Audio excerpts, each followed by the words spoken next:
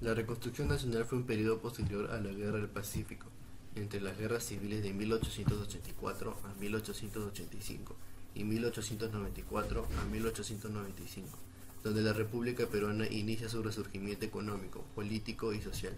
Algunos autores lo ubican de 1883, cuando se firma el Tratado de Ancón, a 1895, cuando inicia el gobierno constitucional de Nicolás de Piérola, que coincide con el periodo del segundo militarismo.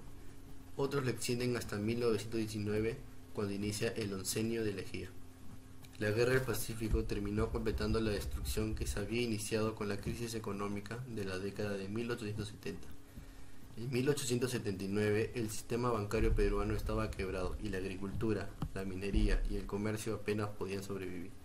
Al terminar la pesadilla de la guerra y de la ocupación, el país seguía viviendo, pero era un país dolido.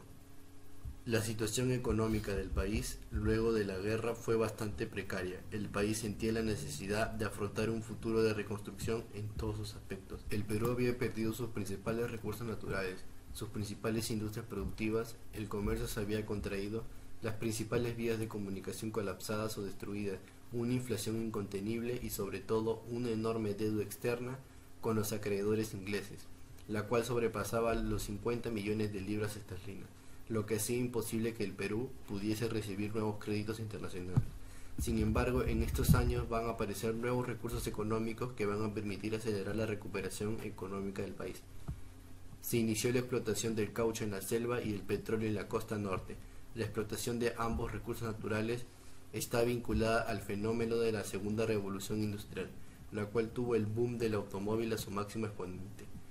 Asimismo, se inició en estos años el lento resurgimiento de la actividad agroindustrial del azúcar y del algodón en la costa norte del país. El segundo militarismo. El historiador Jorge Basadre sostiene que el militarismo, predominio de los militares en el poder, surgió en el Perú debido a la debilidad de la clase dirigente civil tras una época de guerra, ya sean interna o externa. Señala también tres tipos de militarismo que sucedieron en la historia republicana: después de una victoria, después de una derrota y en momento de crisis o caos social.